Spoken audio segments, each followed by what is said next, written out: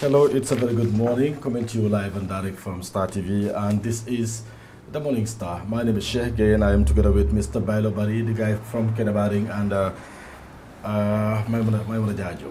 We're glad to be back. mbokk yi ñu ngi leen a gërëm di dalal bu baax am mbégte lool del si waat ak yéen ci programme bi la ñu duppee ko muy The Morning Star ñu am ci mbégte lool del si waat ak yéen de nar a waxtaan ak yéen lu aju ci xew-xew yi ci biir réew mi ak bitim réew waaye dinañ seet li nga xam ne mooy yëngu it ci social media ak yeneen xeeti xibaar yoo xam ne ni li ci mel ni tàggat yaram sports ak Bailo Bari ak yeneen i xeet lépp dinañ ko waxtaanee ci biir kër gi la mooy The Morning Star ñu am ci mbégte lool del si waat ak yéen. It's another blessed Monday morning, and of course the 16th of June 2025. It's a happy belated birthday to me, myself, I. It's a happy belated birthday to me, myself, I. I had a very wonderful weekend. I had a very wonderful birthday celebration. There is a video that I'll be playing because I owe a lot to those people, especially my family in Senegal, because it was definitely a great surprise that they did, just for me to be happy on my birthday. So fi nekkoon doomu ko defal because di nga bon xale bu yées nga yow noo def nawoon naa la léegi yow daa nga sa gare maa ngi fay daa nga sa gare waaw non kon ni la ko docteur bi waxee naa neewuloo ko noonu dañ ne ñaar suba ñaar ngoon ñaar defet yow noo ko doon naane foo laa lay def Jola village Prostamol la foofu nga naan da ngaa jékki-jékki rek collapse overdose Prostamol foofu baa dama ko doon lumpaye nga sa loxo bi rek saani bu ko def ko bu fuddee naa ne Prostamol de lip si bàyyi ma tey moom xam fan nga eew non bu fu te mu ne ko xay Prostamol ndax bu kaa beeku nu nga kaa feten ne yow laa eew lu ma la def fekk nga ma fii def nga ma lu nekk tuuti nga dóor ma sax su nekkutoon sana sax lan nga ma yow mag bu am ni man su ma dal bi di siit nga naa mën a danga naan tii te dama jaxle buus yaa ngi siit mu ngi mel ne nit moo la sotti ndox because andat mooy ku naan tii kese mooy bixee bi nu mu ma laaj la naa danga naan tii wér gu yaram rek wér gu yaram rek mbaa danga healthy welti tamit taxi loolu bi ma may la man daal soo jëndee cake bi rek ñu defal ñu remix birthday bi rek laa bëgg maa ngi wax healthy welti rek su ma xel dem ci Faat Jawne TikTok waaw taay bi mu nekkee xale loolu la wax because dafa am benn système suma benn boy su ko ñëw ne ko sa mag bii laa nopp mu ne ko hey kii du sa morom kii dafa healthy welti ànd jamono su ma ko dee tooñee dana dee réew dama doo dee faati man daa ma jaari Mbija, alhamdulillah, it's good to be back after the Tobaski break. We have a lot of questions for you because you are not in town, you are not in the Gambia. Yes. Nasalo diaral. Nasalo? No, on salta janne ko. On salta janne. Salta janne. Nasalo diaral. After? I went to Senegal. In fact, I will be playing the video because there was a surprise. I am pretty much sure. I saw it on your status. No, I was waiting for this day. I am pretty much sure you said a lot. You assume a lot. So I am here to answer your questions. I assumed a lot, I said a lot. You said a lot and you assumed a lot. Oh, really? Yeah, so I am eagerly waiting to answer some of these questions. Okay, all right. Yeah. When the time comes, inshallah. No, because I'm going to play that video because it was a promise that I made to these people that I was going to, I'm going to play this video and I'm going to say a lot because it really means a lot to me. Okay. It was a surprise, to be honest. Yeah, definitely.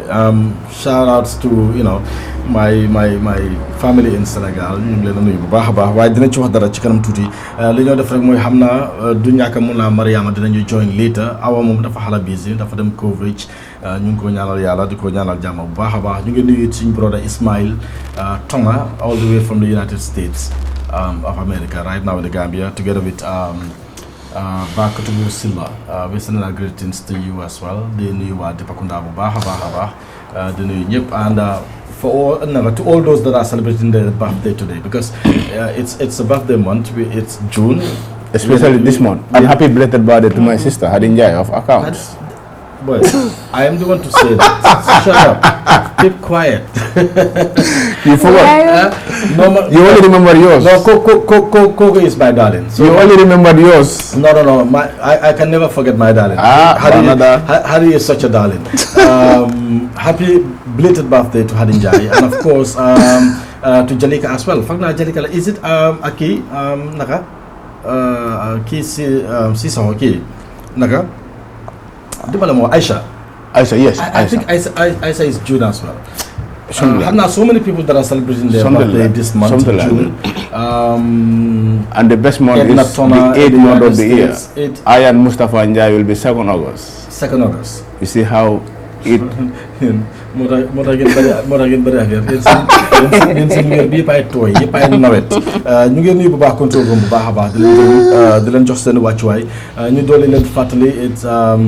It's the Morning Star, and then this is coming to you live from Star TV. We're going for a short break, and then when we come back, we'll take a look at the commodity prices.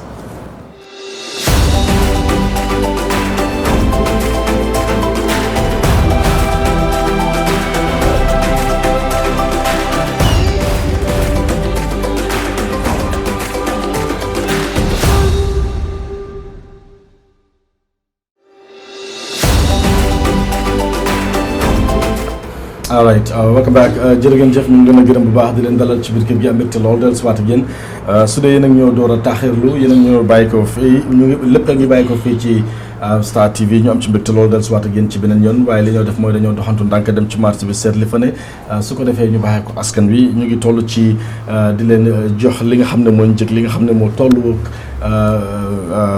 bagages yi ñuy jaay ci marché yi surtout marché yi ci mel ni marché Serekunda marché Ibo Town Talending Tipa Garas Bakaw ci Kanifing municipality bi le ñu leen a gërëm bu baax di leen soññu nag di leen ñaax di wax rek ne ñooñ fexe góorgóorlu bu baax a baax seet ci nan lañ mën a def ba dimbale askan wi parce que yenn ci njëg yi métti na lool te ñu dëkkee ci réew mi ñu ci bari seen loxo jotul ginnaaw waaye li ñoo def rek mooy ñu tàmbalee ko American Back of Rice mi nga xam ne moom lañ tàmbalee di ko indi baaxee ko askan wi ñu jàpp ne mu ngi toll ci $2,150 waaye ñu gis beneen sàkku bu toll ci $2,000 muy American Back of Rice waaye sadam mu ngi toll ci $3,400 sàkku sukur mu toll ci $2,400 saako li ñëw mu toll ci $950 muy am beneen boo xam ne mu ngi toll ci $700 waaye ñu ngi gis ne 20 litre gallon bu diwlin mu ngi toll ci $2,150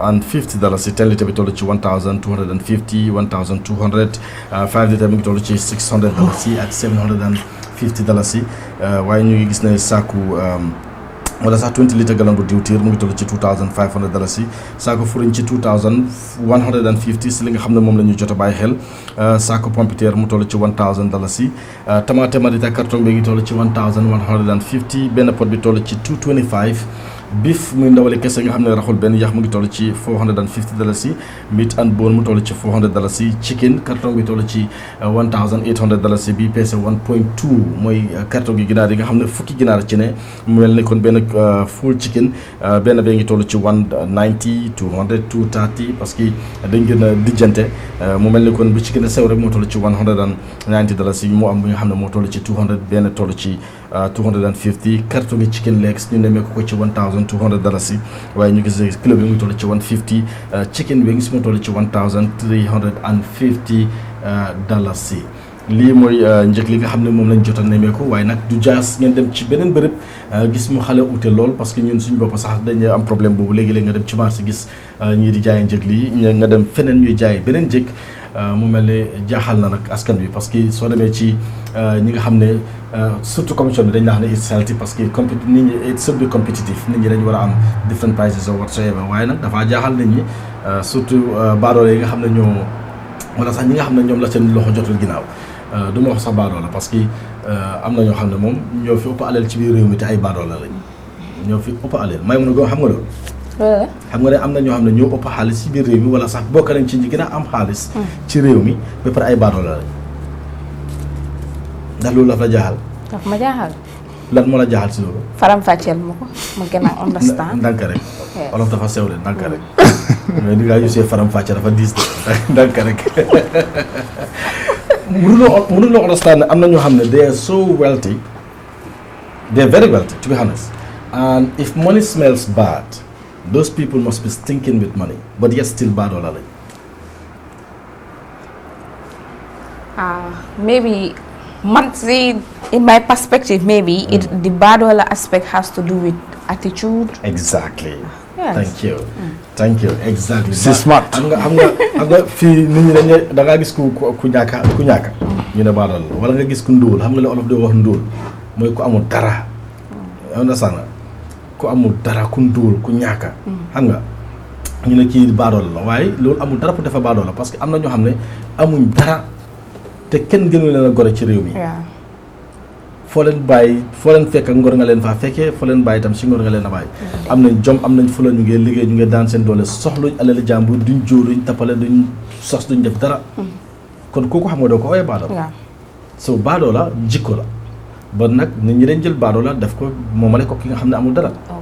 ku mel ni ku mel ni Baylo tey su la neexoon ne baadoo la parce que mu ngi nii lim di yooyu sax daf koo jox problème waaye nit ñi loolu lañ foog ne loolu mooy baadoo la waaye jikko la fooy dama understand nga ñaawa nga faham ya nga faham bagale a tem bang mari ngi mande ka ngoro maru nga jaba kese woto a jaba kese woto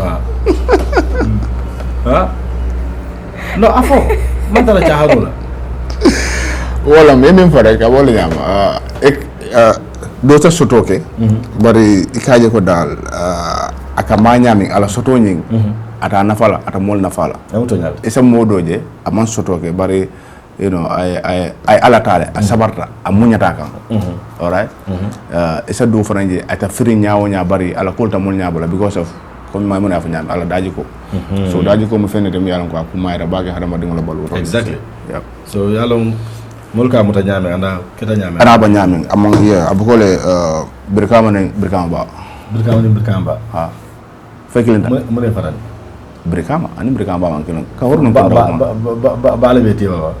Budu. Ka ko Brikama ba le beti baba.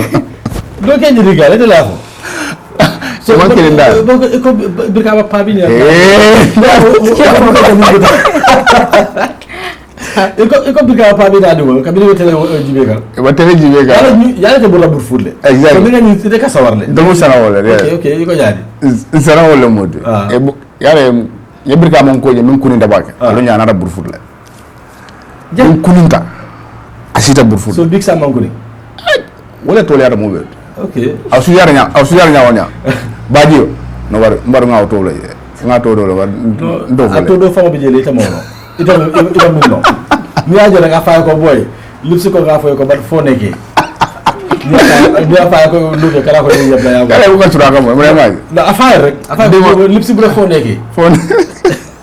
Okay. So pare wo ko dari. E ba tele jibe la president Martini woko mole ko yen boko de sedan dindin ko faye ko. Ba ni ngamne fo. Aka ka fo la hala mo de sedan no.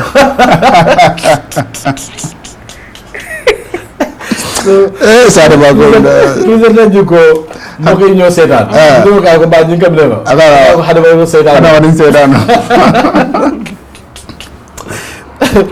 You're not serious. I swear to God, you're not serious. Anyway, just be reminded that you're watching the Morning Star, and of course, it's getting to you live from Star TV. Lipsy together with Maimuna and Mr. Bayro Bari. Because we'll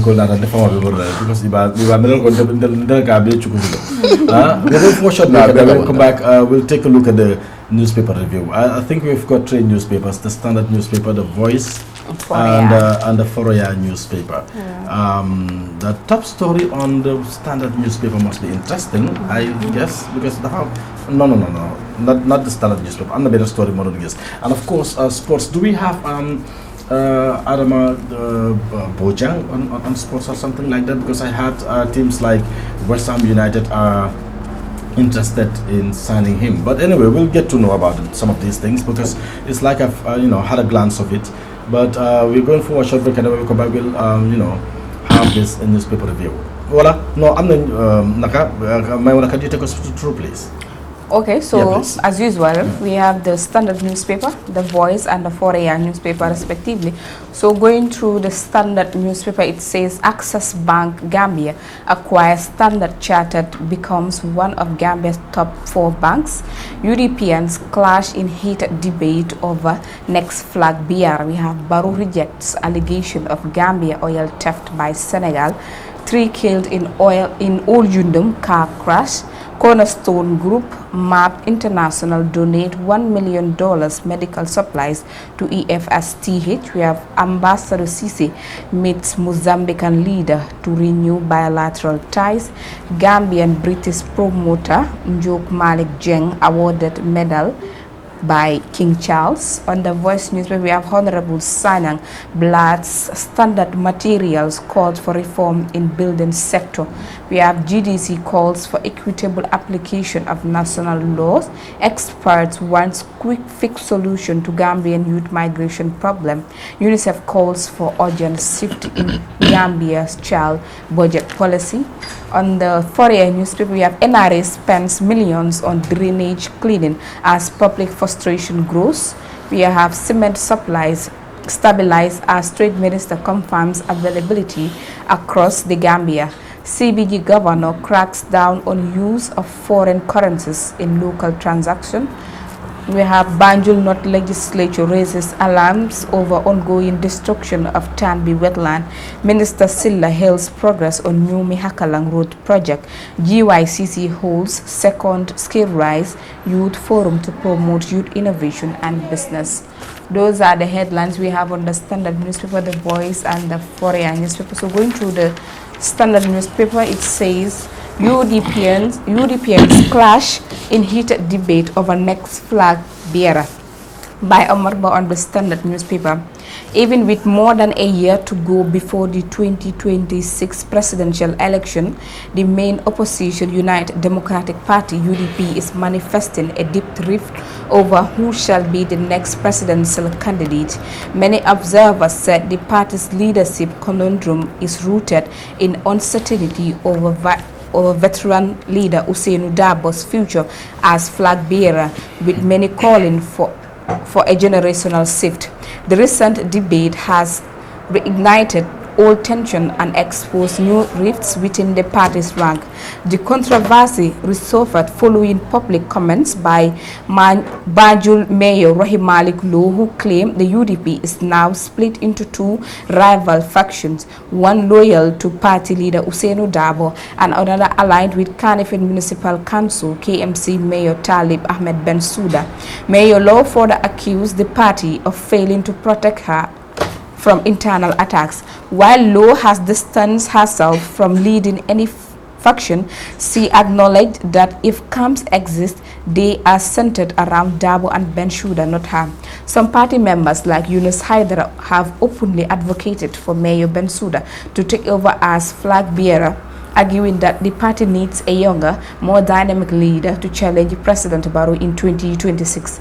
Haidara's public calls for Darboe to step aside led to explosion from a UDP diaspora WhatsApp group, exemplifying the intensity of the internal debate.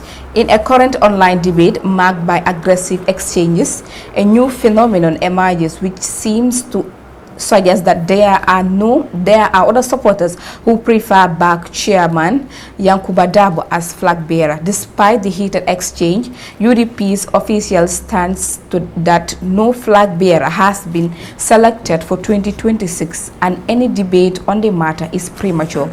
Party spokesperson Almame Tal recently emphasized that the flag bearer will be chosen at the party congress in 2026 in accordance with UDP's constitution. Tal dismissed the current speculation as unnecessary, urging members to focus on national issues instead of internal politics. Similarly, Mayor Bensouda himself has labeled the flag bearer debate a distraction that only benefits the ruling National People's Party NPP, warning party members not to fall for external attempts to sow discord within the members of the party. UDP Senior Administrative Secretary Alhaji S. Darboe is on the record to have recommended delegation of all parties, the deletion of all party forums holding discussion related to the flag bearer issue, arguing that such debates risk dividing the party ahead of a critical election. Commentators said the lack of a clear succession plan and the precedence of internal faction threatens to undermine UDP's standing as Gambia's main opposition party.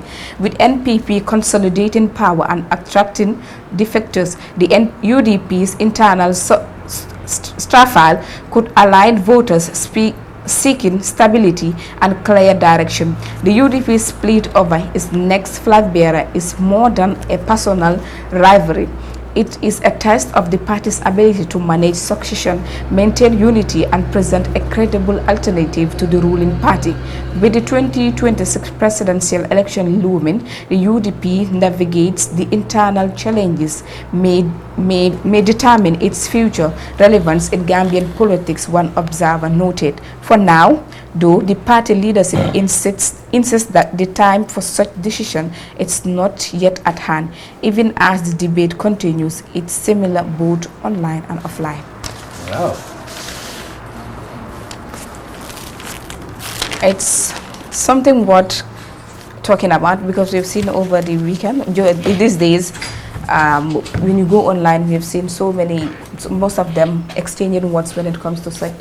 It started, I think, when the mayor of Banjul City Council had an interview at iAfrica TV talking about some of the issues, some of the challenges he was going through within the party. So almost sparked a whole lot of debates. See, internet people, people the likes of Yankuba Dabo, Talib Ahmed Bensouda, the issue at hand.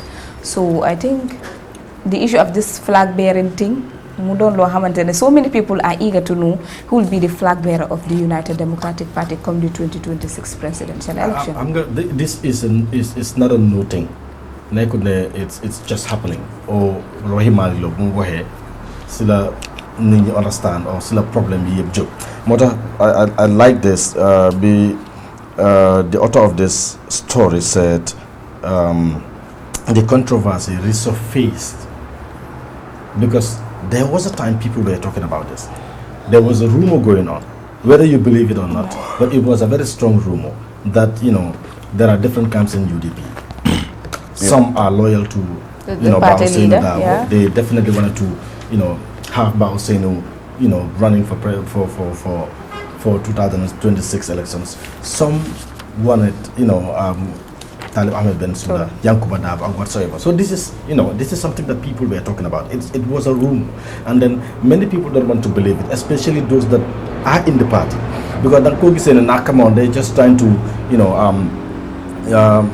distract us. They're trying to play one or two things on us or whatsoever. But that's the reality.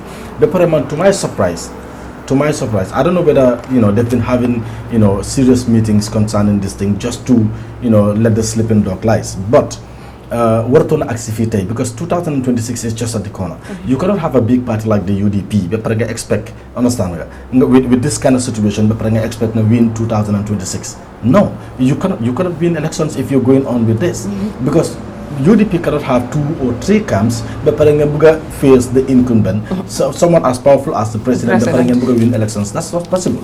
I think they need to, they need to sit back and then put their house in order. And I am telling you, I would not reveal his name, but Demba, I was with someone who is a party member, UDP. Not an executive member, but he's a party member. Mangi class, and that he was so worried. I don't understand, but this is the problem. These people are just killing us. We need to settle this thing, nangam. And that's the truth. That is the truth. Whether you know it or not, but it's something that definitely needs to be addressed as soon as possible because it's definitely worrying. And I'm pretty much sure about Hussein Sibopam. A sleepless night because you cannot have your family and they're not united. Exactly. You cannot have a family and they're not united. But Parangabuga win an election like 2026, and then it's not just a mayor election. We are talking about the presidential election, and you're facing the incumbent. If you're talking about resources, he got more resources than you because you understand. More upper finance, the financial capital, more. The influence. Exactly, because he is the incumbent. He is the head of state. But we've seen NPP how they have, gaining momentum. Yeah. They are doing grassroots politics. People defecting going to the NPP, so they're gaining grounds. They're gaining grounds. Sometimes you talk basically, I'm going to understand. Wow, this election is definitely going to be a clash of the titans. So why? So it's a situation like this, and UDP it's the biggest opposition party in the Gambia, and they're not together. Their house is not in order. It's like they're scattered. So the question is whether whosoever is going to win this election would have to pull the bull by the horn. So it's going to be an easy game. Kidafanyo win, because these people that should compete to defeat the incumbent or to do something else are not even prepared because they cannot put their house in order. Yes, I think at this point, I think at this point, the forward on Africa, you concentrate more on how to convince all the all the opposition parties for Munagis join gain, find ways for Munagis new guy when it comes to the 2026 presidential election. By selling their agenda. By now, we hang a colliding, working with certain political parties rather than having this internal issue within themselves. That's what I'm saying. That's what I meant by putting their house in order, because they've got an agenda. This is what they need to go out to sell to the Gambian people. I think, is it a 5-point? The 5-point agenda, 2021. Yeah, in 2021. And then I like it when Almami Tal, because Bangi is somewhere where you mentioned Almami funding Tal, the spokesperson, yes. The UTP spokesperson. I'm not from Mogogi, something like that. It's very interesting. How much Miss Nako or something. He emphasized that the flag bearer will be chosen at the next Congress in 2026. No, I'm in accordance with the UDP's constitution. Yes. Can you go on, because it's yes. like Tal dismissed the current speculation as unnecessary, urging members to focus on national issues instead of internal politics. Exactly. This is what they need to do. Exactly. Understand? Bailo, do you have something to say on this? Yeah, I think this camp issue has been there for quite a long time. Exactly. I remember there was a time when Ramo Sabali, before defecting to go to the NPP, it was rumored that Ramo Sabali once said this, there are camps, Talib camp, Rohima Low camp. And he was attacked. So people attacked her. Yes, Yankuba Dabo camp.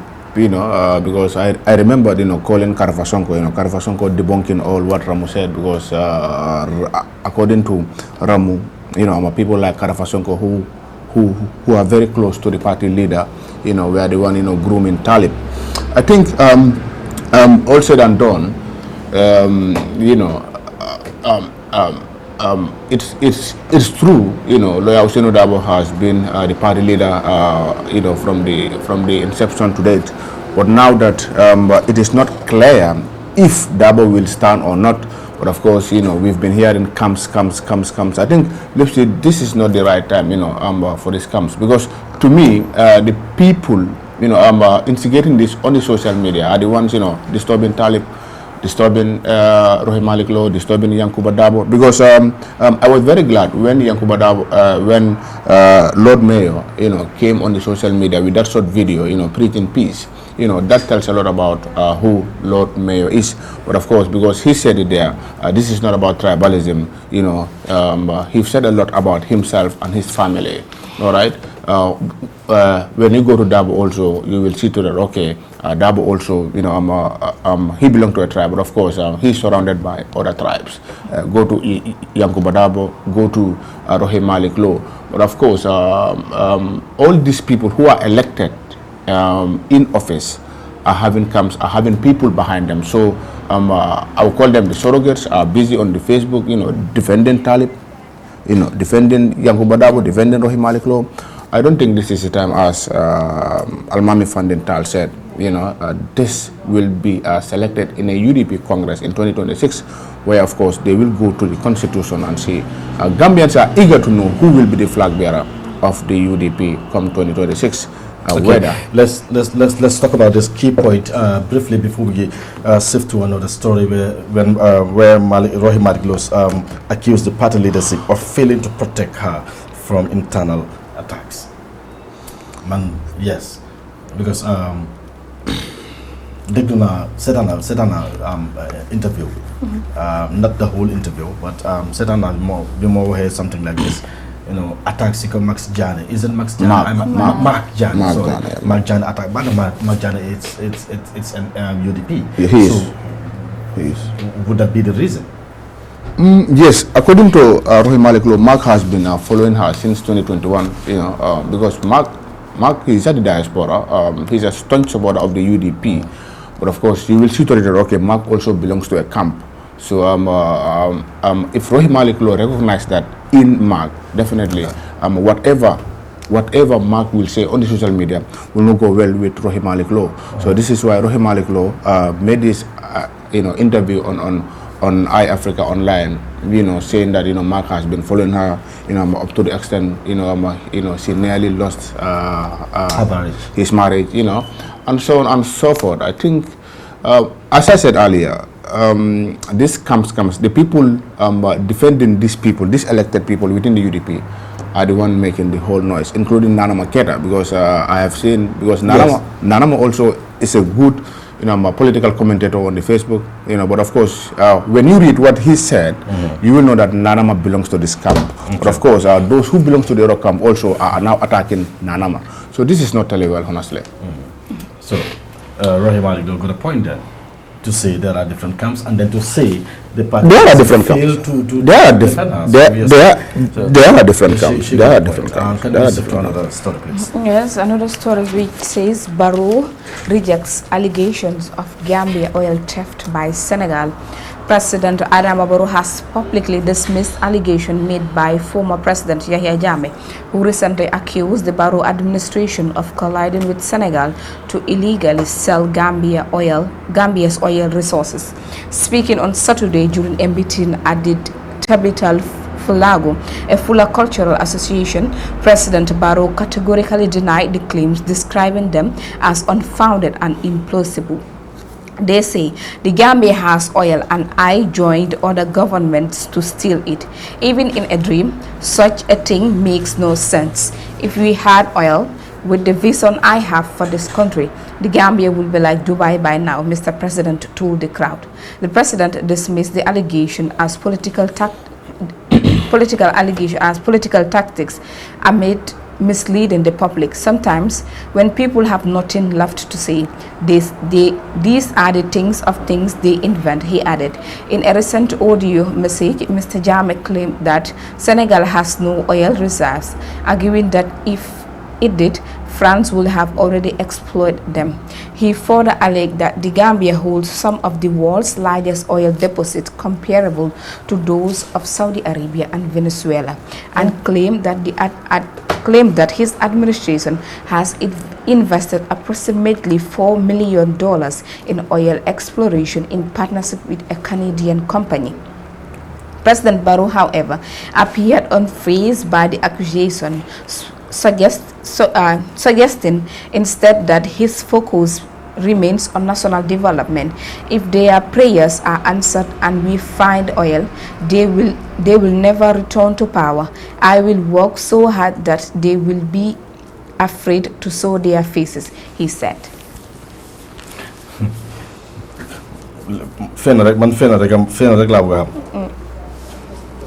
The Gambia holds some of the world's largest oil deposits, comparable to those of Saudi Arabia and Venezuela. Can they, Gambia, what did do that? Could this be true, or is it too good to be true? What a question. Could it be true, or is it too good to be true? It's too good to be true. Yeah, because what about I will do?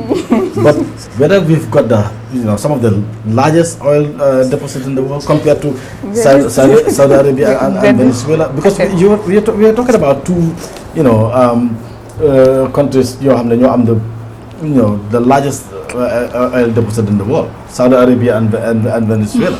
So su fekkee ne Gambia maaj nañ ñooñu oo sax ñu ëppaleen kon foog loolu dañu waroon a tëdd nelaw eew rek gis Gambia mel ni gën a rafet sax Dubai. Then we have no reason to be poor if we have that such a deficit. Anyway, ak nu munti bal it's am nga political is crazy because Jammeh dafa taxaw fële wax lu ko ne Adama Barrow dina tontu dina exactly but man duma daxa yenn façon waxi man last time maa ngi seetaan télé even audio Jammeh bi some of this people in Senegal started talking about it and then kenn ci ñoom maa ngi dégg mu ngi explain the possibility of Gambia having oil or whatever nangam because li ma la wax Sangomar la gars yi seen bloc bi Sangomar la nekk. Sangomar fa la nekk. Sangomar Sénégal. just boori Mbour la somewhere around that end. te su fekkee ne area boobu noonu bloc boobu noonu area boobu noonu dafa am oil ak yooyu noonu then obviously Gambia am na diw. te ngeen naan diw bi gaaw. mun a rich mun a mel ni Dubai. diw bu ñoo yëg naan de. xam na. lay leer. xam nga Joola ana fa diw bu ñoo naan. Joola yaa ci nama fry. doo bàyyi tooñ booy. bu dee boobu la mun nga si riibaale fii de. mu gën a sign. ma ne bu dee lifin mun nga si riibaale fii mu gën a leer. yow yaa wax waaw. ma diw suma leer mu gën a leer. mu gën a leer. maa mën a di ko fay di billaay you'll pay the price. maa ngi xaar ba caméra yi fay. good morning Josh.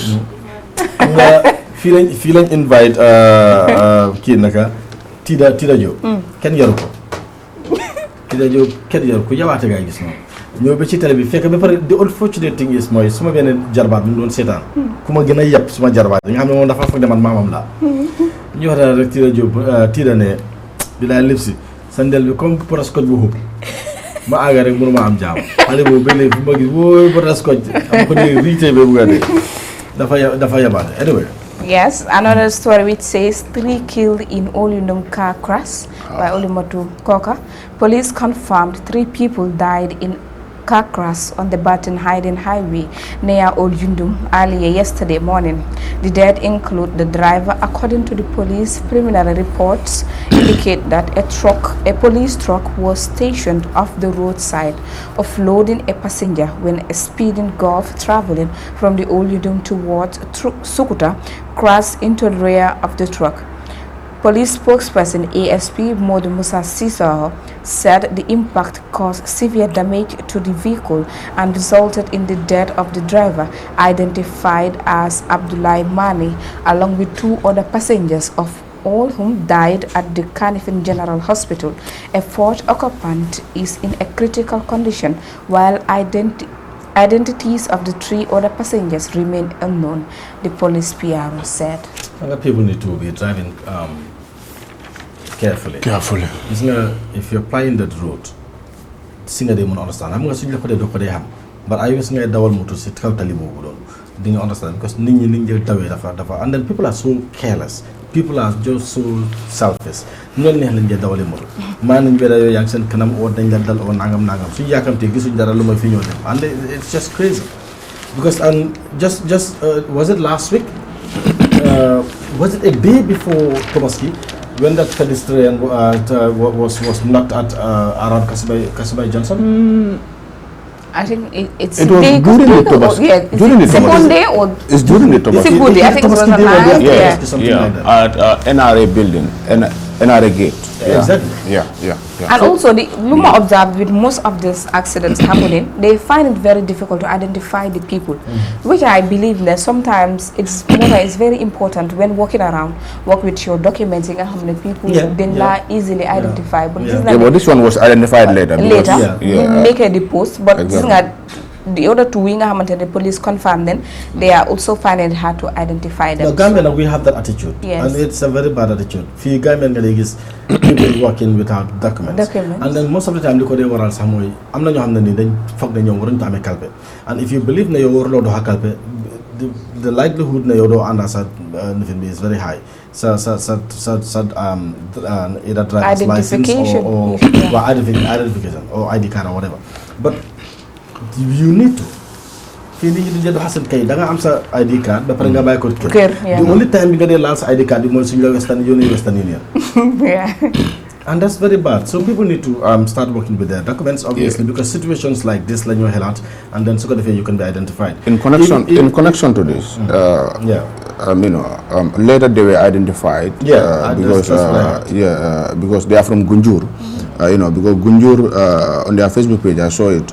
Monitoring the information from the Gambia Police Force reported a tragic accident resulting in the death of 3 individuals, with one person seriously injured. The information reaching us that among the deceased identified as Bubakar Bojang and Abdullah Mane as the driver, both from Gunjur. So they are both from Gunjur, and this was definitely a very, very sad news. I think driving in this country, you need to drive carefully, but not recklessly. Some drivers definitely don't care, but of course, be it passengers, be it commercial or private, I think, especially with the passengers, we need to be very, very cautious. We need to tell the driver, hey, you know what? This is very important. This will help the driver. But of course, some among the passengers, you will hear them. That's what I wanted to say. Exactly.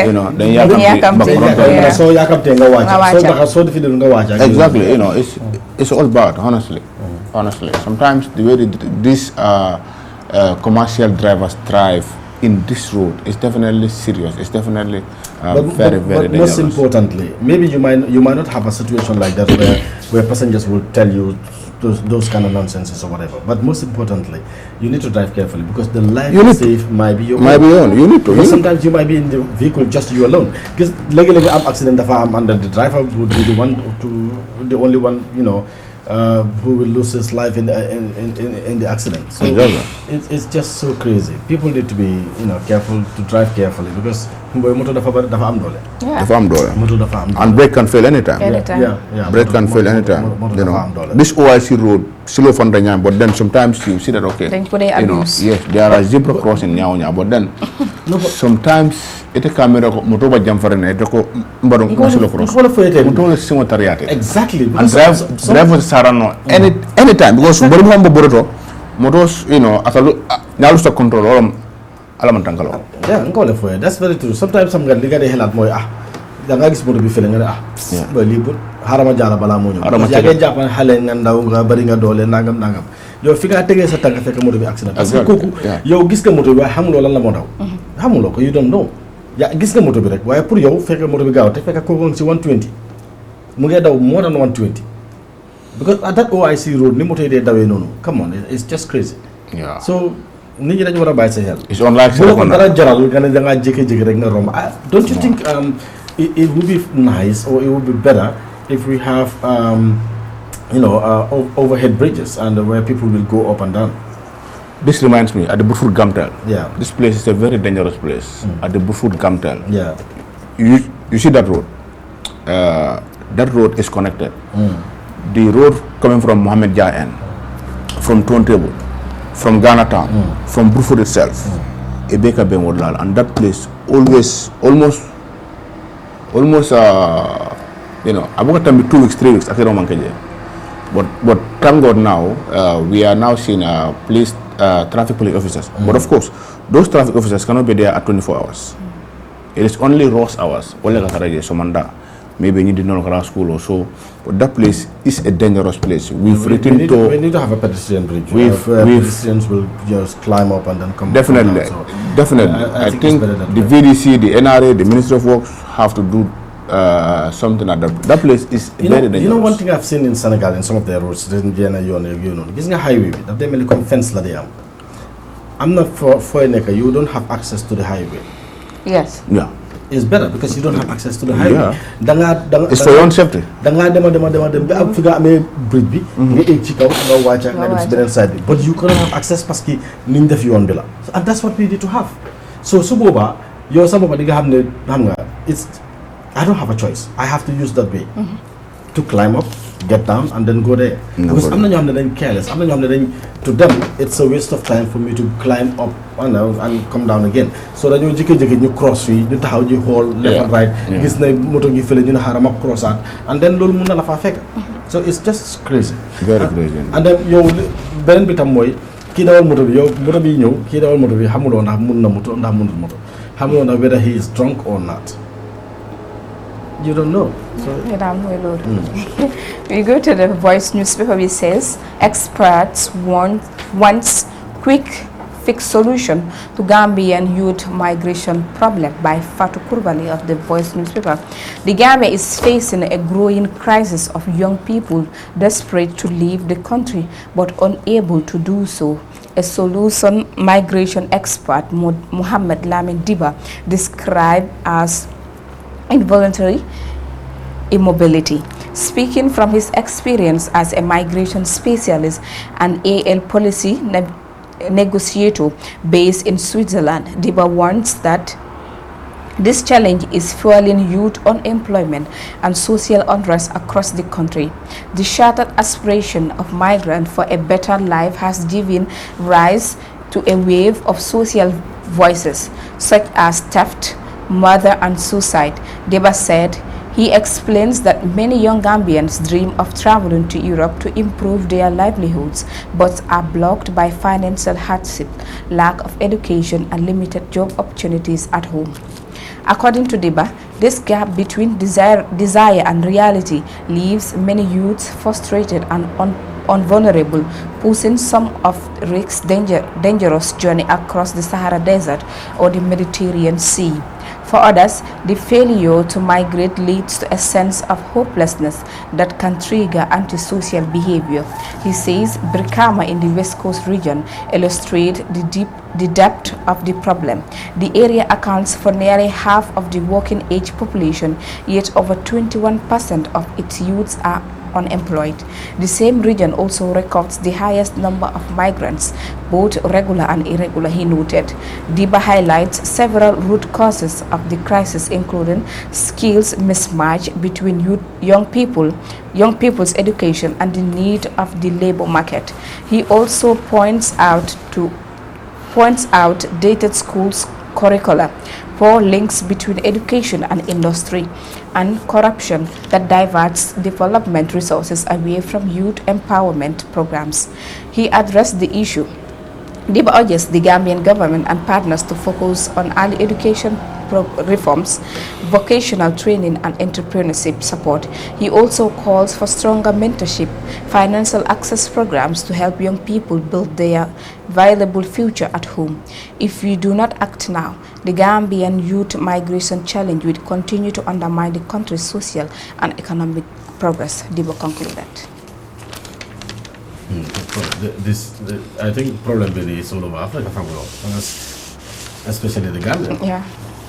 This is definitely a problem, and I don't see it ending anytime soon. If the problem's in it.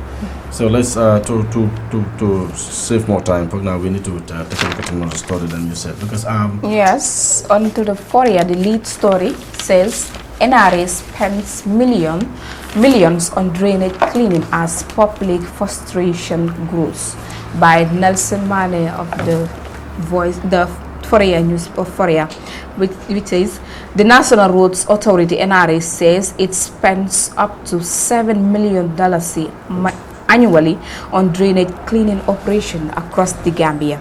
Yet the impact remains limited as poor waste disposal practices and logistical delays continues to undermine the efforts. Speaking to this reporter, Mr. Anthony Keta, a senior operations and safety manager at NRA, disclosed that the cost of cleaning drains, particularly along the Trans-Gambia Highway, has risen from $5 million to $7 million in recent years. He said the project budgeted for 2025 is $7 million, covering nationwide desettling waste transport and disposal. However, the agency's strategy has come under scrutiny following recent off-season rains that wash extracted sludge back into the gutter, reversing earlier progress. The whole point of the cleaning is to allow for the free flow of water during the rainy season, Keta explained. But when waste is dumped into drained by the public or the cleaned sludge is left roadside for days, it defeats the entire purpose. Residents and commuters have long complained that the sludge removed from drains is often left to rot on roads, on sidewalks for weeks, creating health hazard and obstructing movement. It stinks. It breeds mosquito, and when it rains, it all goes back into the drain, said Ansumana Dafe, who runs a mini market along the Westfield Birkama Highway. Almamo Kujabi, another concerned resident, noted that workers are often seen cleaning the drains without protective gear or truck to immediately dispose of the waste. The mud just sits there, and when it rains, it heavily sweeps back in the slabs are often left open, and people, especially the visually impaired, risk falling in. Kujabi said the problem isn't unique to Gambia. Drainage maintenance strategy differs worldwide, with wealthier countries using advanced machinery, while the Gambia relies primarily on manual labor through contracted local workers, but delays in removing the waste stream likely from poor logistics. Contractors hired by the NRA often face difficulties in securing trucks for sweep disposal, according to Keita. He said the NRA is now coordinating more closely with municipal council to ensure timely collection and proper disposal of waste. We are aware of all the concerns, particularly along the newly built Barton Hayden Highway. A dedicated team will be deployed by the end of June 2025 ahead of the peak rainy season, he assured. But frustration continued to mount. Some vendors blamed for dumping waste into drains argued that they have no alternative. We don't have dustbins. If the government provide bins and enforce laws, people will follow, said Naficham, a roadside vendor. Keita admitted that early cleaning attempts are often undermined, but illegal dumping facing the authority to schedule cleaning closer to the drains. Cleaning the same drains twice a year is not financially sustainable, he emphasized, adding that the cleaning was supposed to be completed by April, but the risk of repopulation caused delay. The authority also urges heavy-duty truck drivers to avoid running over drainage slabs. These covers aren't designed for such weight and often break, posing risks to both vehicles and pedestrians. He said a recent NRA assessment found multiple damaged slabs along the Birkama Highway. Keita said a replacement plan has been finalized with priority given to the most hazardous point. Ultimately, Keita stressed the need for collective responsibility. If we continue using drains as garbage dumps, the million we spend annually will mean nothing, he warned. I'll give you one example. This guy, he did mention about trying to collaborate with the councils to see how best to do this. And I heard the Battle Hardened Highway as well. And this is a highway shared between two councils, the Birkama Area Council and the Kanifing Municipal Council. And then settled just this year, January this year, Kanifing Municipal Council, led by His Worship the Mayor Talib Bensouda, they did an announcement. The anti-littering bill, law, which mandates them to, put a fine on you if you're fined doing littering. To pay $1,000. And then since mobile, I'm not saying it does not happen. Or whatever. People are littering everywhere. So NRA, if they spend $7 million annually, so they will spend today. Because people are littering. And there is an anti-littering law, anti-littering bill. People don't even care. So even KMC themselves, with this law that mandates them to collect $1,000 from you, just take a look at the garage, where the Banyul, whatever, cooperative area, people are littering everywhere. Do they have some of their municipal police out there to see whether people are littering or not? No, I don't think so, because and then you go to other areas as well. This is what they do. Any garage that you go to in this country is like they have a specific dump site, because even if dustbins are distributed there, people don't use those things. People just, especially bananas, you just eat your banana and then you throw it out. And also people have this attitude, especially this most of these public drivers, but it's sad to say, but most of the time they drive these public these private vehicles nga they just kuleka si biir moto be pare musandi ko ci kaw tali bi. It's about the time. Anti-litter law bi mu ngi fi. people don't care. Implementation is the problem. Exactly, but We have very good and then laws. he did mention something like drainage ni come slabs to the down or whatever. Just this Bakote Silo in Dipakunda, the road that links from Jetakunda towards the Sanagamba garage to the Safedin Johnson Philip. So the mega slab bone the far down with the Chibir Kotabi. Fufu Yipangi am tilim. Bu yàggul ni bi ma ñëw si suba jaar naa boor boobu noonu maa ngi gis gaa ngi commencé di génne gota bi génne suuf bi di ko teg ci biti but at the end of the day make benn sense because most of the time da ngeen ko génne ngeen teg ko foofu ba pare ngeen dem su tawee suuf bi dafa duggaat ci biir nit ñi even si tawul sax nit ñi dañoo romba di éeg ci kaw di ko déggaat mu duggaat si biir loolu and then time bi ñu ko dee def tamit man ever since several years ago man most of the time li ma daan def mooy balaa nawet di digmal si dañoo dem round to see some of these gutters or to go to some prone areas to see whether some works they're doing some works in there, especially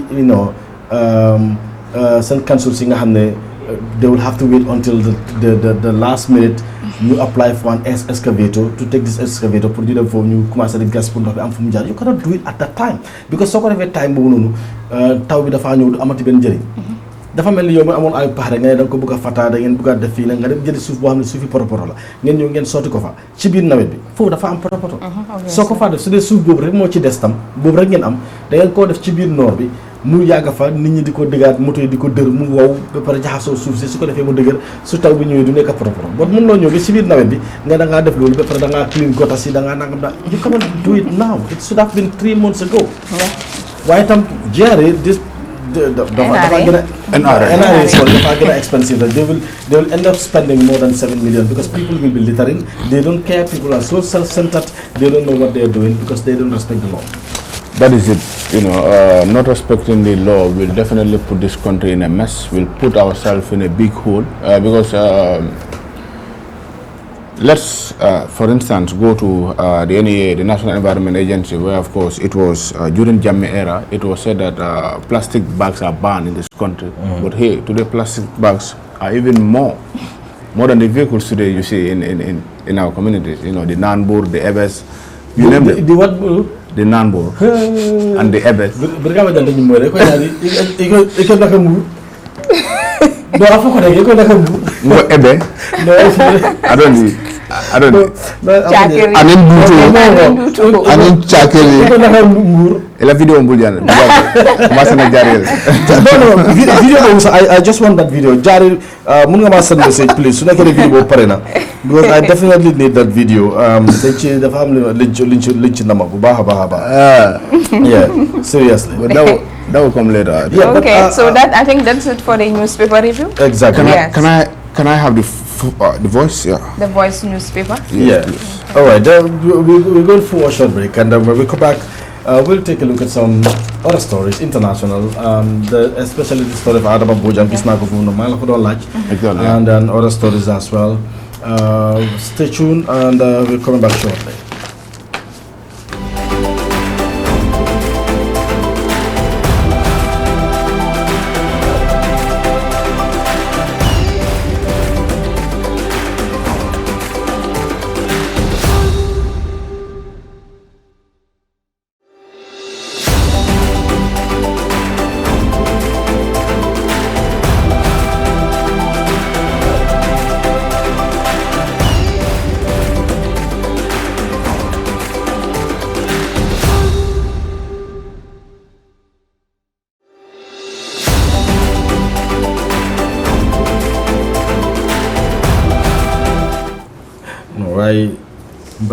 Baylo yele fonna ko ya sinka wala mundi no ngablo nyama ko ebe anin cakiri anin fenko iko sabti mbur sulum balax ko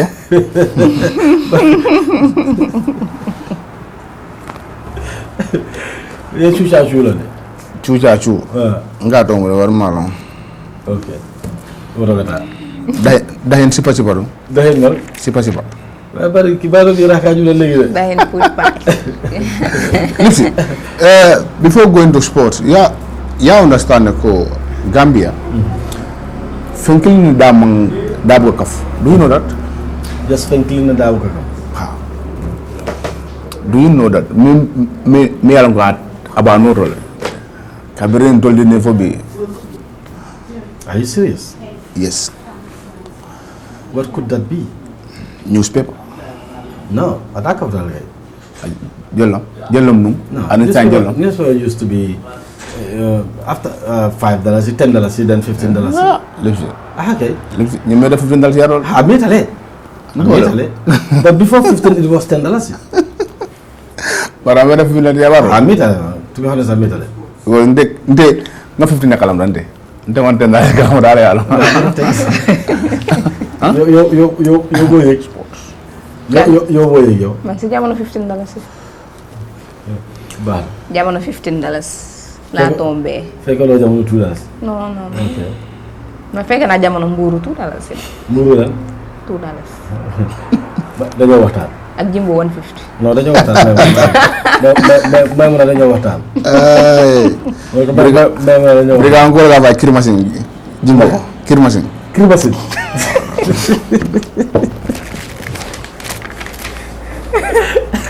Oui.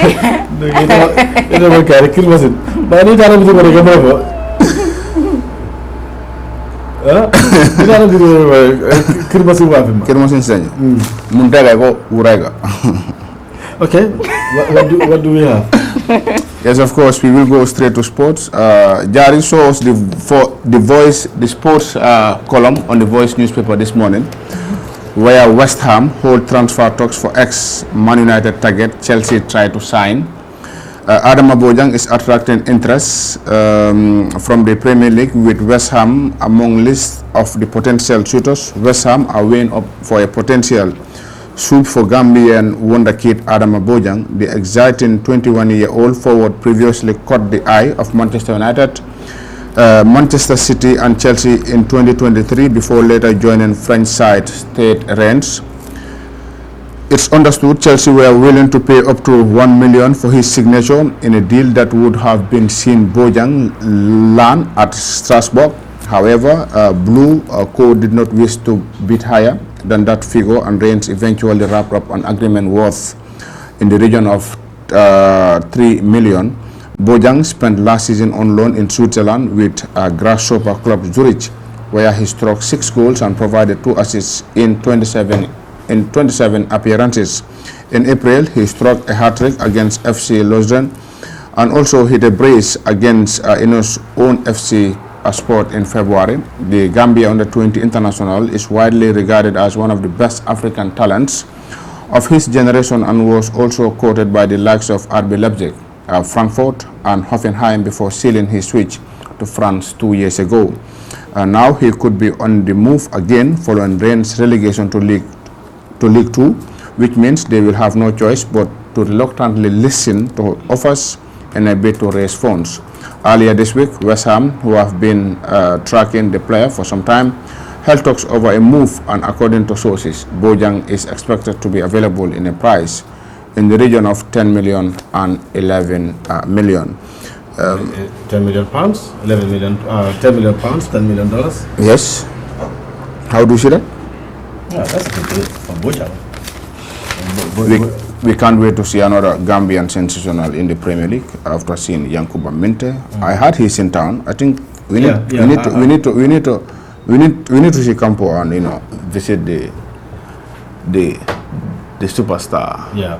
That would be great. That would be great, of course. And Jari, of course, now to the international because the summer transfer window reopens. Who could be on the move? The summer transfer window has reopened for business just days after closing. Premier League, EFL and Scottish Premiership clubs will be able to buy and sell until 1900 BST on Monday, 1st September.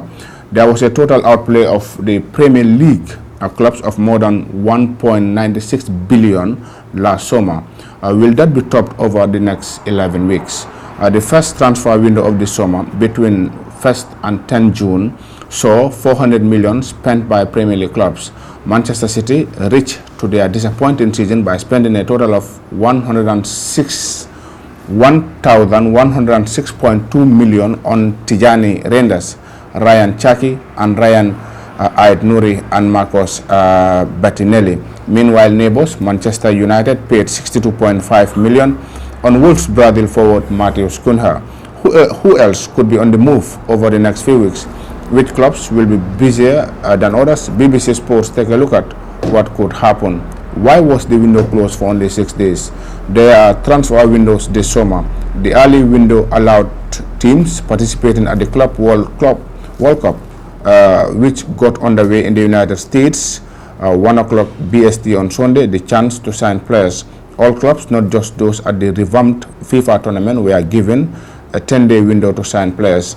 FIFA rules the transfer window cannot last more than 16 weeks in a calendar year, hence the split is over. Other big signings made by Premier League clubs in early June included striker Liam Delap, moving from Ipswich Town to Chelsea for 30 million. Brighton signing 18-year-old forward for 29.78 million from Greek side Olympiacos, and champions Liverpool buying Frimpong from Bayer Leverkusen for 29.5 million. Several players moved abroad during the early window. They include Bournemouth defender Dane joining Real Madrid for 50 million, where his teammates will include Alexander Arnold after a Liverpool left fullback also completed a move at the Spanish capital. Real Madrid agreed to pay Liverpool a fee reported for 10 million euros, equivalent to 8.4 million, to allow Alexander Arnold to complete his move before the end of his contract at the end of June, so he can play in the Club World Cup. Meanwhile, Sunderland midfielder Job Bellingham moved to Borussia Dortmund for an initial fee of 27 million. What to look out for? Having won the Premier League in the first season in charge, it would appear Arne Slot is keen to get his main business wrapped up early as Liverpool get ready to defend their title. After signing Frimpong, the Reds have agreed 116 million deal to bring his Leverkusen teammate and attacking midfielder Florian Wirtz, 22, to Anfield. The statement signing will be a club recorded fee for Liverpool and is likely to be joining at Anfield by Bournemouth left back in the coming days. Fresh from appointing Brentford boss Thomas Frank, Tottenham are interested in signing B striker Bryan Mbeumo earlier in June. Mbeumo was the subject of a bid for Manchester United of 45 million and 10 million in odds-on. United and Arsenal have both been linked with Sporting Sweden forward Victor Gyökeres, who has enjoyed a remarkable couple of seasons in Portugal. The former Coventry City player, who left Brighton without playing a Premier League game, has scored 97 goals in 102 appearances for Sporting. Arsenal, who have also agreed 51 million deal for Real Sociedad midfielder Martin Zubimendi, have been linked with RB Leipzig's Slovenia forward Benjamin Sesko. Gyökeres has played in England before, but not for a team that's trying to win a Premier League title. Former Manchester City defender Nedum Onwa told the BBC. So, Lipsy, this was just a summary of the transfer windows, because the Premier League will be starting in August, and teams are definitely preparing for the season again, because Liverpool were the champions, and of course we have seen, they are also preparing very well. Slot is a coach who definitely wants to come back again stronger compared to Arsenal, City, Chelsea, Manchester United, Tottenham. But the disappointing here is Tottenham. They've sacked their coach even after winning the Europa League, and then I think that wasn't the first time they had such a situation where a coach won something and then they sack him at the end of the day. It was planned. He was meant to be sacked. I agree. So, no matter what. I agree. The most talked about speculation regarding transfers is that of Mbeumo or something like that. I was coming to that. Exactly. Of course, they're interested in the player, but the player rejected to say he is interested in joining Manchester United. That was before, because how about now? Now conflict of interest is here. Was Mbeumo's coach, Brentford coach, is now coaching Tottenham Hotspur. Yes. And Tottenham want to hijack that deal from Manchester just United. Because of the coach. He was his coach at Brentford. Exactly. So All right. They're confident that the coach would definitely bring him to sports. And Mboemo, he's a fine player. 20 goals, a fine player. If you're not a fine player, you can score 20 goals. Third leading goal scorer, I think, after Haaland and Salah. No, you cannot score 20 goals if you're not if you are not good. Just like when I was in my peak. Hey, which position do you play? Well, Nata. Which position do you play? So, you think I don't play football? Which position was your? Okay. Which position do you play? No, those that are watching will definitely attest to it. Like, you could send message. Well, I'll just go to your to Maimuna. What are you doing? No, you're from topic. I had Maimuna. I had in those days. I think I'm more bundi direct. I was a fine player. Trust me. Which position? Left-footed. I know I wouldn't tell you this position, but left-footed. Midfield anchor? Why start when they organize match, they do horn. Yeah. No, Organize a match. When you're before, you know what to play. If I know before, when you don't take a my guy, Yeah. how much 3/4 how much less? No, Richard. No, Richard. Did I feel one small book? Did I feel one small book? Go, we can't wait. Signori. Either video or letter. Then I go send control room. You take what you tell him. Wow. Because so he's a football. So he's a football. What I call him, he's so Ko hamne musta kickball ni ko hami. Do have football too? Besuba. Tangi sana football. What? Ban takale je kige free kick. How much? No, no matter. It's no. Dafa am specific tànk bu ñu dee li fi nekk. waaw free kick dafa am tànk bu ñu ko kii. Left. am na beneen tànk boo xam ne soo ko yëree foul la. moo so ban tànk la ko kii. ndeyjoor bi.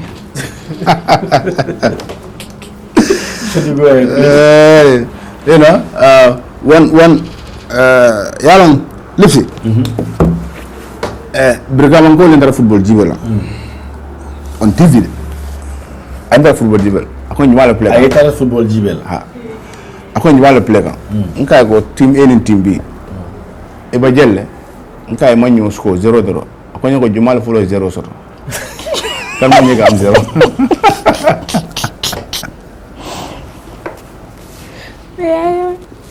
Waaw office bi am am ruwa birka. Brigama. Kabir asan dia dara ya. Ay famiro be du ñokon wa Brigama.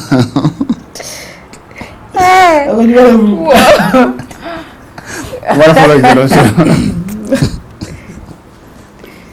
Ana office bi am ruwa birka ma. Amun ko. Wala sun ko amé sa. Ñemo ñuma. E ma nga. So e ga dali.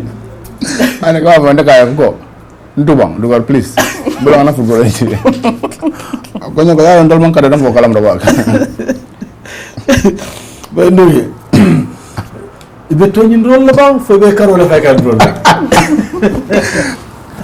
Ah? Begangol. Nam wala. Mudu baleta, when was the last time it Yalan sano ya dia dal. Dia dal bari. I went there I think sometime. Yeah, Sweden ba? Yeah. Dama faldo ko. Ni mo ndesu dama. So mena fo. Kema fo. Ni nara e ka fengo e ka silo blen. Gawe no nyo because ya hada say that wala. Agana ni mat. Hada say that okay. Do you have something else to look at? No, yeah, of course, zones are preparing up for Nawetan and Brufut especially, but tomorrow we will bring that story. And of course, over the weekend, the youths were at the Strada football field, participating in the block molding activity, to have some toilet facilities and some dressing room at the Strada football field, just opposite the Brufut Gamtel. All that will be coming tomorrow, and plus other zones. As Nawetan is fast approaching, qualifying rounds are coming. And the Brufut is going to do their AGM, annual general meeting with stakeholders, all coming tomorrow on the morning stand. You are an executive member. I am. And are you the PRO? I am the PRO. Really? Yes, I am. And is everything going fine in terms of communications? Indeed, it is, because I have a team who are very, very good. A colleague, of course, working at Choice FM, a colleague working with the Fatu Network, and you name them. So the communication is going fine, of course.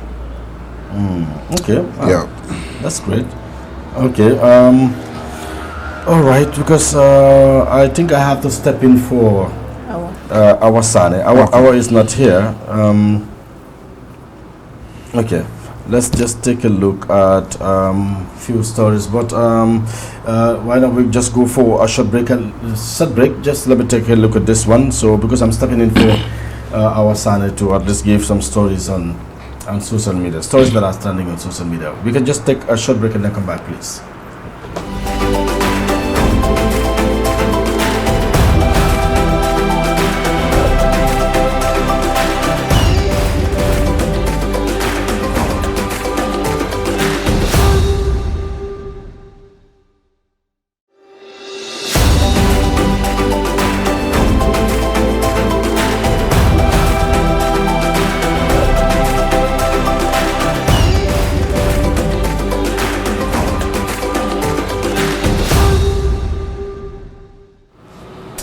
All right, welcome back. If you're just joining us, it's the Morning Star, and of course we're about to take a look at some stories that are trending on social media because our Sani will not be joining us, so I'm just trying to step in for her to take a look at some of the stories. But to begin with, we're going to take a look at the Fatu network, where hundreds of Gambian pilgrims have started their journey back home after completing their Hajj rituals in Saudi Arabia.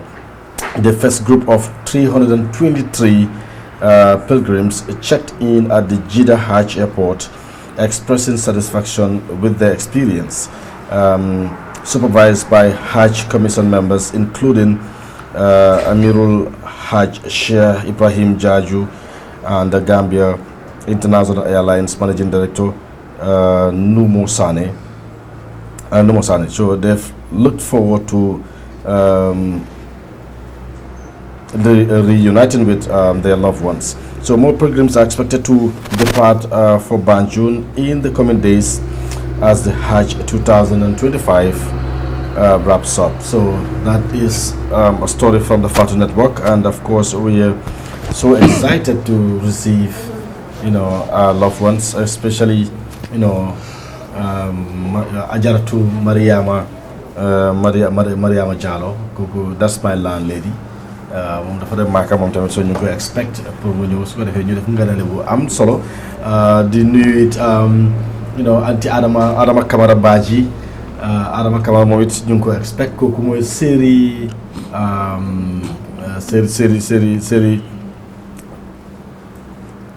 i Badji, so moom it ñu ngi koy expect mu ñëw Gambia mu yegg si ñu def nganale bu am solo. Kooku yaay Ismaila mooy yaay Wudee Badji. Kooku anti Adama Camara ñu ngi laa expect nga dal ak jàmm ñëw ak jàmm incha allahu rabi ak Mariama Diallo série so Mariama Diallo moom it dafa tukki, dafa dem Màkka, dafa dem Hajji. ñu ngi ko séentu la doon ko war a foog ma invite la su ñëwee.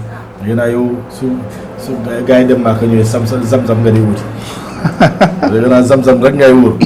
Let's remain with the Fatu Network and take a look at this story, because I was on the story. Yeah, this is the Fatu Network. Let's take a look at this one. Israel launched unprecedented attack on Iran's critical energy infrastructure on Saturday, making the first time such facilities have been targeted, despite decades of rivalry between the nations. So we've seen the situation. Don't want them to take a look at all the stories. I want to read everything, but I think right now it's all over social media. It's all over the TVs, both national and international.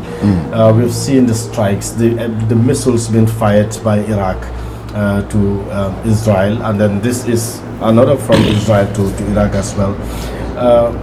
Not Iraq, Iran. Because this war between Israel and Iran, I think it's definitely something serious right now. Let's take a look at Israel for example. Do they ever believe something like this would happen to them? Because this has never happened. The way they hit this time around, it has never happened. Yeah, of course, it has never happened. But of course, now that we've seen it, I think these two countries, Iran and Palestinian, this is it's getting out of hand now, honestly. Yeah. Every time we hear, bombardment, women are dying, children are dying, This is definitely very, very unfortunate, all right? This is why always to be preaching or advocating peace is very important. It is sometimes disgusting hearing people, urging for violence. Violence is very dangerous, Lipsy. You wouldn't know until if you are not in the middle of a violence, or you've never witnessed where violence is. So During the impasse, have you run away? I was here. Where would I go? Okay. I was coming from Brufut to Star FM. You're talking from experience. Anyway, but you're saying something very true here, because this, I think, it's an opportunity for Iran. Iran, this is what they've been waiting for, to have this opportunity and to hit Israel. So, and take a look at it, because they've hit the Iranian missiles have directly hit the Israeli refineries and strategic facilities in the port of port of Haifa, and this is one of the biggest cities, causing fire to erupt, and then people are scared, people are running for shelter. Some are going towards the mountains, some are going to the bunkers, some are going to they never expected something like this would happen. In fact, when they sent their missile to Iran, they did say they were expecting some retaliations or whatever. But to my understanding, they never thought it was going to be as serious as it is now. Exactly. They never thought it would be serious as this now, because you can only also retaliate if you are in a position. But of course, if you are in a war with people who are definitely very powerful than you, Lipsy, at the end of the day, you have to disappear, or if not, disappear will. Let me use the Brikama word. Disappear will disappear you. With such a situation, do you think in Iran, for example, will ever, do away with their nuclear weapon? Do you think they will stop the process of building nuclear weapon? Do you think they will say yes to demands from America for them not to have nuclear weapon, because Israel is a threat to them? The United States, it's a threat as well. So do you think they will give up that? It could be. I don't think so. It could be. I don't because think so. I don't think this word of nuclear weapons, since we were going to school, you wouldn't enjoy these nuclear weapons. This now reminds me of the late broadcaster Alaji Sajo Barrow. In those days at Radio Gambia, where of course you'll be hearing Bantala Banko Kibarol, Tajiran Teol, Inila Jordan Olfele Bidakang, we've been hearing these words since. Still now, these people equate Sabar Lanyoye. I think Surwa coming from Kumsamorum Duma is so terrible, honestly. It's so terrible right now. No go say. First at this point, because so holy, when such things happen, most of the time they're gonna affected are the women and the children. So I think they should put into consideration, come into mutual terms that rather than the Senate I missiles the Nekadia Halante. It's not worth it. Definitely. Now let's go to Senegal. This is a very touching story in Senegal, because we've seen, a devastating family incident has rocked the working class neighborhood of Kande Banito in Kasama, Senegal, where 22-year-old Adama Bojang was fatally stabbed by her twin sister, Adama Bojang, after a heated argument about just 3,500 CFA. 3,000 c'est ça. C'est le gars, just 3,000 c'est ça, and then Adama managed to pay her sister 2,000 c'est ça, means 2,000 CFA, assuring her that she would return the remaining 1,500 CFA francs in few days. Tragically, Awa couldn't wait and ended her sister's life by stabbing her to death. Can you imagine? ñoom ñaari si kenn ki moo la ameel 3500 dafa mel ni 3500 CFA la ko ameel mu ne ko mu fay ko mu ne ko dinaa la fay mu jox ko 2000 CFA mu ne ko mu des 1005 mais ma fileeg ay fan dinaa la fay mënu koo muñ si xuccoo boobu noonu mu jël dara paaka la parce que taap la ñu wax mun naa am paaka la mun naa am butéel la mun naa am lu munti mel mun naa am siiso la waaye mu jël ko jam ko ba rey ko ñun kon ñun fan lañ jëm su dee dem nañ ba jamono boo xam ne twins si sax ñu ngi reyante ay si sax ñu ngi reyante kon ñun fan lañ jëm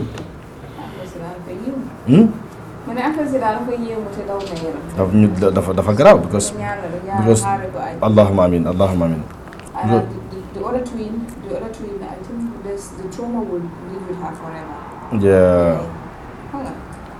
Affect her psychologically, mentally. No, dafa yaram, to be honest. Yeah, definitely. And again on social media, because it's not the Indian plane crash, the plane crash. Yeah. You know, I think it was only one survivor. Yeah, one. Yeah. According to. Yeah, because that was really sad. That was definitely sad. I think the family of 5. Yeah, they were relocated to UK. Oh my God! Yes, same time they all died in this crash. Yeah. I don't know whether you've seen the footages. You've seen pictures. Yeah, you've seen videos. I've seen some. I'm not home. Yeah. I'm not home. That was definitely, you know, Yalla dal moy Karim. Yeah, Yalla dal moy Karim. Better video bi man ko don setan in the plane where, you know, they were screaming, they were just, you know, and xam nga situation so xamé do xam sax la mo xew. Lo xelat ne mën nga ko rek ding ko wax.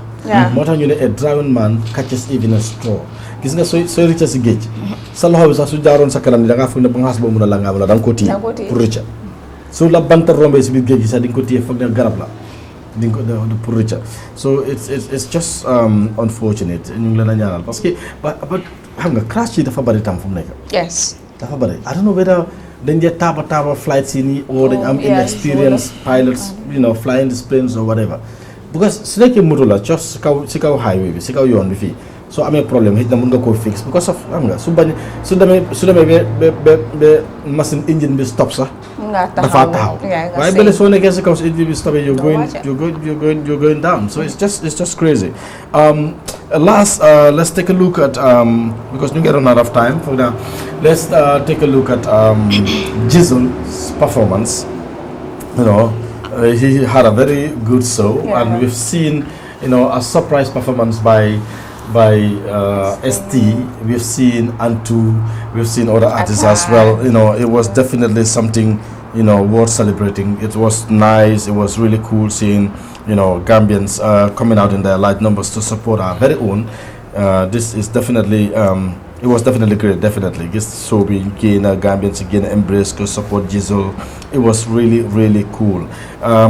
So ñu mëne may time nga play ñu lolu jaari dinañu neex torop ñu sétane as at least le ndaw rek ci stage bi ñu gis how it was.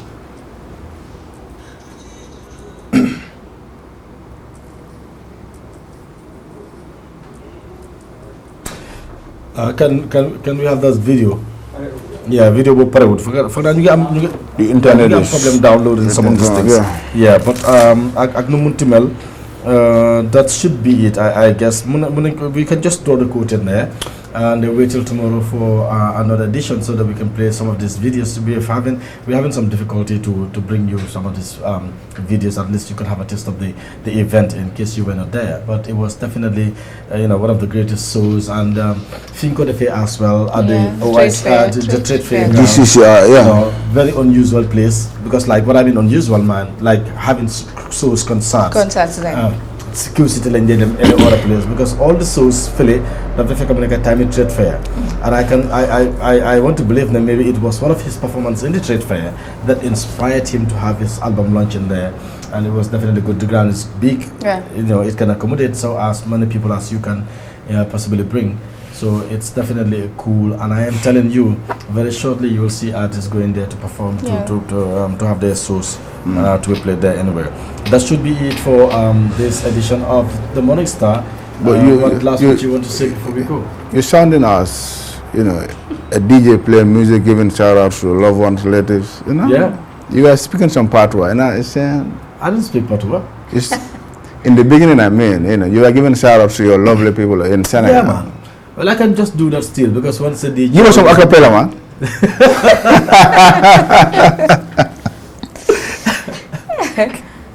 Oh. Maimuna, he was the top DJ in town, man. Well, DJ Lipsy, naka la woon. Man dama duru ko sa nek DJ. Was it? Yow bind nga ma xamé ak wax musuma gis ma DJ. He was the top DJ in town, man. Yeah. You know, he rocked Kotowali, he rocked Sunsplash. You know, Lama Lama. Yalla la yalla jégal. Lan ngay tagato? Waaw ñu leen laa dig daje ba ëllëg inshallah. Waaw. di jël time di wish Lipsy happy belated birthday. ko ne yàlla nga fekkee ko at yu bëri wërsëg yu bëri. Allahumma and with good health. ak tamit recently gis na ne I think on Tuesday suñu Jenaba moom tamit she is married. Jenaba is off the market. Yes, is off the market. ñu ko ñaanal yàlla sëy bi barke am si njaboot ci góor ak jigéen. Allahumma wala bacilo yi fi nekk. ñu mel ni ñan. Is Binta married? ñu mel ni man. ñu mel ni man is Binta married ñoom. Chief Bacilo. ok. ñu mel ni ñoom Binta ñoom Joo. léegi la ma bu Assane bi nga ko wax si suuf Binta nga wax si kaw Assane nga wax si suuf lu tax. man oo ma tudd Assane. tudd fi Assane. sama doom moom sax fan yi accept na ne man yaayam la parce que su ma gisee yaa booy la ma dee ooxee. yaa booy. yes. so mooy loolu bacilo yi fi nekk ñoom Awa ñoom Xadi. newsroom daal ñu fa fees del so li ko ñaanal daal yàlla sëy bi barke. wala bacilo yi. amiin yaa rabbi loolu am na solo trop. bàyyi la ñu dem. Yeah, thank you very much, Lipsy. Mobe content na minu ye wato ta kanjibe. Morning Star, aba muruna for inshallah sama te wate kilonga on Star Television. Alamat loka Rosella. Have a wonderful day ahead. Thank you so much. Yes, time to say bye-bye. We're coming back tomorrow for another edition of the Morning Star. Until then, stay tuned and enjoy the rest of our shows. Bye-bye.